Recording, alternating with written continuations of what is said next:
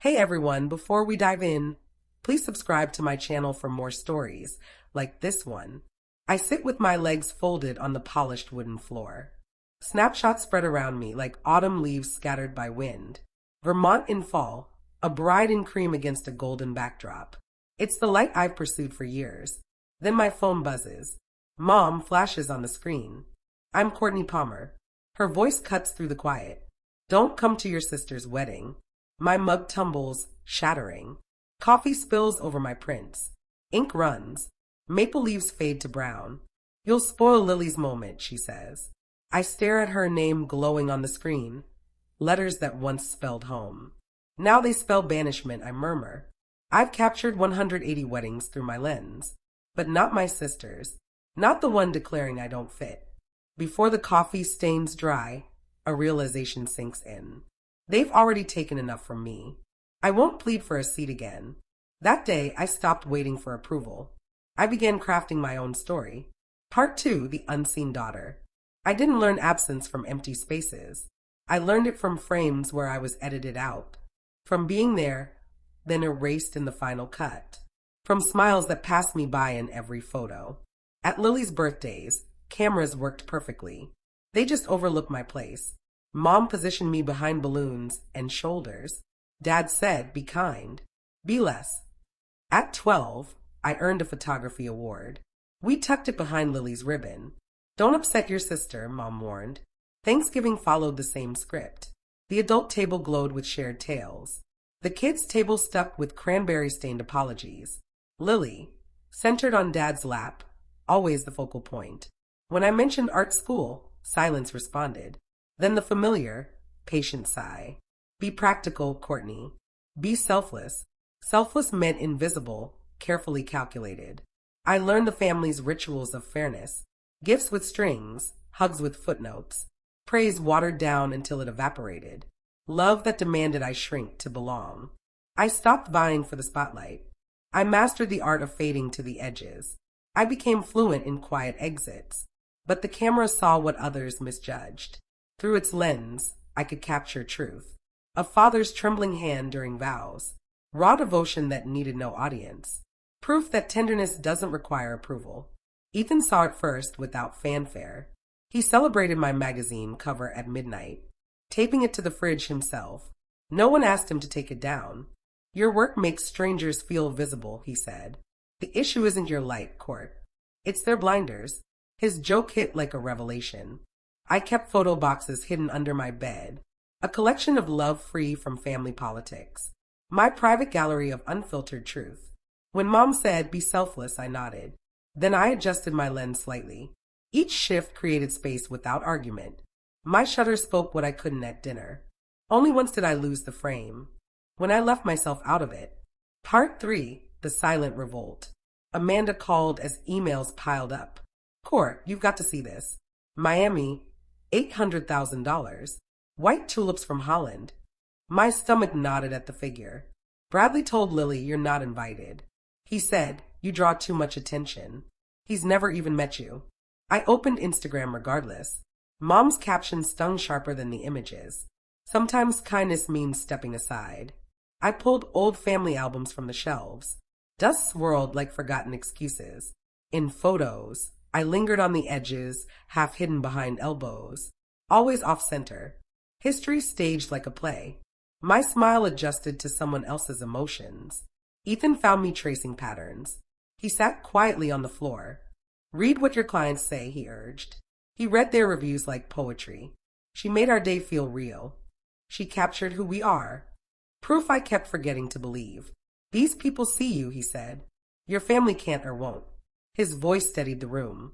I exhaled, like waves pulling back from stones. I wanted something undeniable in my voice. Not revenge, not drama, but purpose. Near midnight, my phone glowed. Lily, calling from her bachelorette weekend. Are you awake? She whispered. I miss you, Court. Then why am I uninvited? Mom's scared you'll outshine everyone. Being the favorite is tough sometimes. You're worried about expectations, I said. I've built my life around them. She fell silent, then withdrew. Seattle's chill settled outside. Ethan drew me to his shoulder. What if we leave town? Not to flee, to breathe.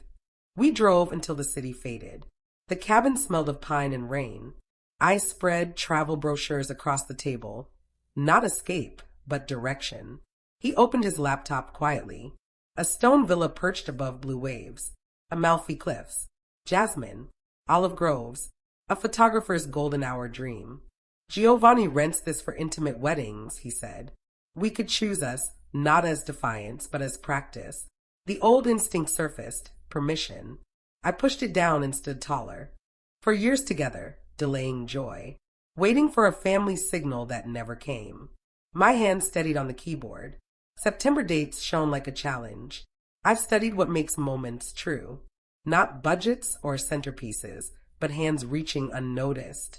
Eyes softening in vows, air shifting with honesty. What if we capture ours like that? No staging, no performance, just truth. We listed those who truly show up. 25 names, no room for guilt. The guest list felt like freedom. Seattle's lights twinkled outside. I stood on the balcony, breathing. Guilt faded, then left entirely. I imagined Jasmine in the sea breeze. My spine unapologetic. The choice wasn't between weddings. It was between versions of myself. We planned without pretense. Vows in golden light, documentary style. Maria and Alex behind the lenses. Giovanni guarding our privacy like a vow. I sent confirmations before bed. Space grew where begging once lived.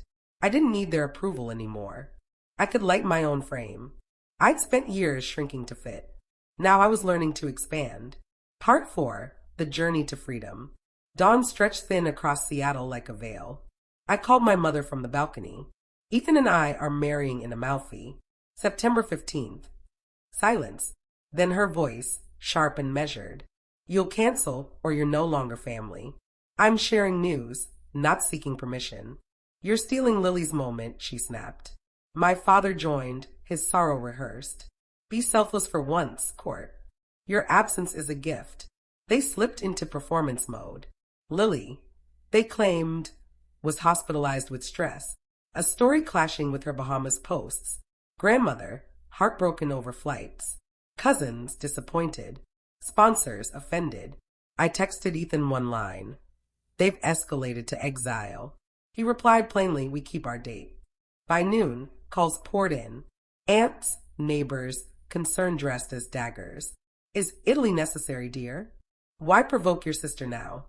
Real love doesn't need a backdrop. I archived each message like evidence. Giovanni called, his voice warm and steady. A woman asked about security, he said. I told her nothing. Your privacy is sacred. We'll add guards for the terrace. That night, Lily's name lit up my phone. Did Mom call you? She asked. She's upset. So are storms, I replied. Is Italy beautiful? She whispered. Yes, I said, softer than my anger. 25 people who truly show up. 230 here, she said. Mostly Bradley's crowd.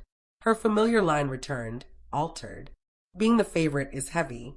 Truth flickered, then vanished. We locked our plans like a safe. Maria and Alex booked flights. Marcus planned the documentary schedule. Ethan secured a private contact. I finalized consulate forms. At dawn, we reached SeaTac. Gate A, Naples via Paris. My hands trembled, then steadied. I thought of Vermont maples, coffee over ruined prints. Humiliation rewritten this time. The air felt mine. On the plane, Ethan mapped timelines. Vows timed to golden hour. No staged walks, no performed tears. Whatever they do, he murmured, we're not shrinking. Over the Atlantic, I wrote vows. Not perfection, not performance, but light that doesn't dim for courtesy. A frame wide enough for breath. Jasmine crossing the terrace. The shutters click that bless strangers. Now blessing me. Messages swarmed at landing. Exile dressed as concern. Accusations wrapped in love. I answered none. Giovanni waited at arrivals, smiling. The light will be perfect, he said. We took the cliff road slowly. Last chance to turn back, Ethan teased. I grinned at the horizon. Never a chance. Evening prepared tomorrow's rhythm. Maria tested angles and wind. Alex walked the terrace's edges. Marcus set documentary moments. Giovanni briefed staff in whispers. I laid out our guest list. 25 names, unwavering. No seats for permission, only witnesses who saw truth. Night fell over a mouthy stone. Ethan placed our rings on linen. My chest loosened, breath by breath. I'd stopped auditioning for belonging. I was ready to belong to myself. They called it betrayal.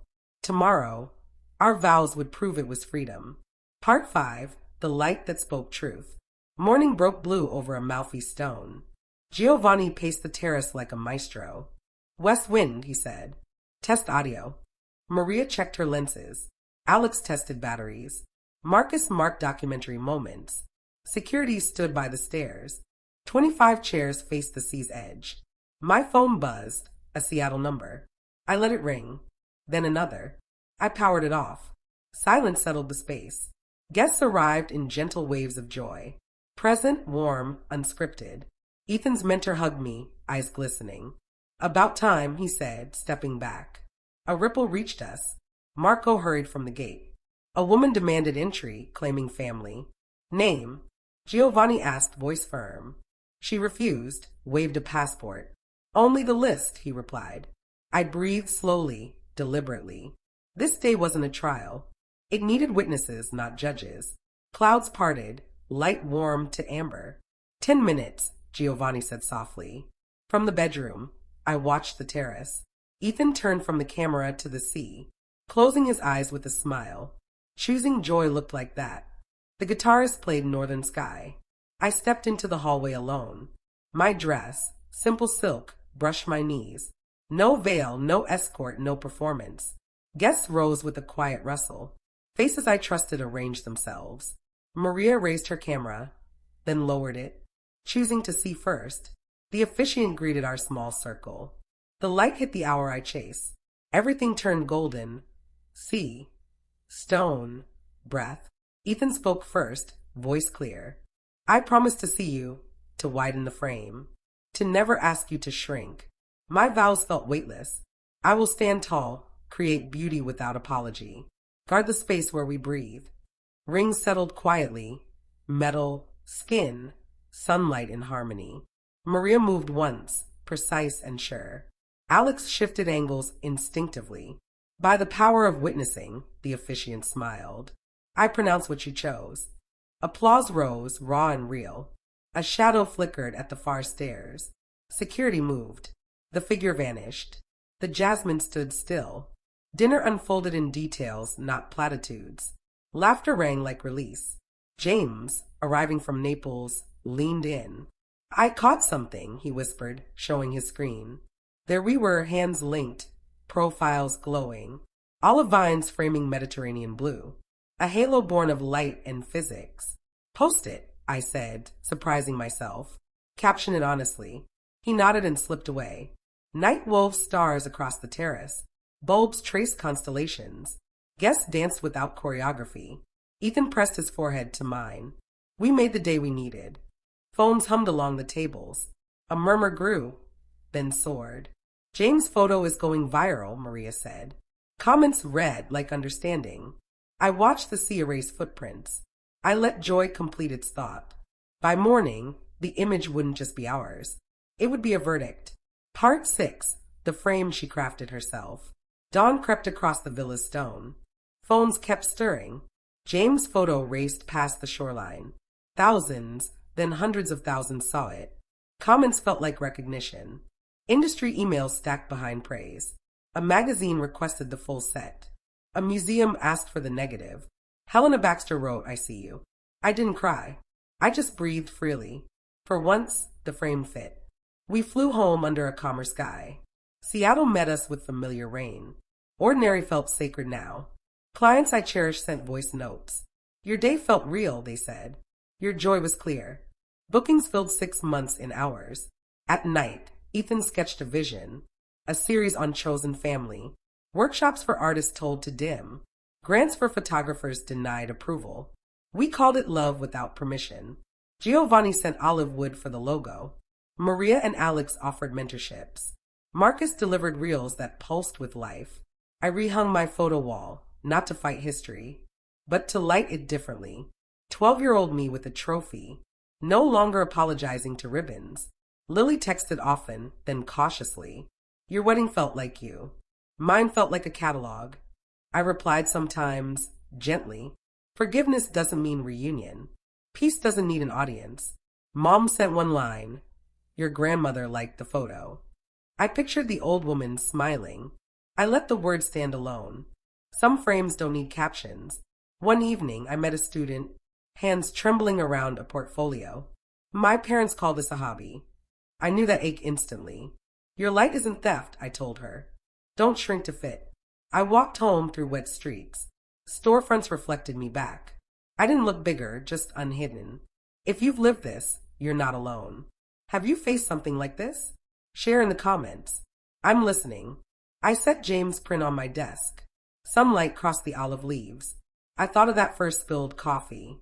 How humiliation reshaped my air. How choice reshaped it back. The sweetest revenge isn't their ruin. It's building the life they forbade, and living it fully in plain sight.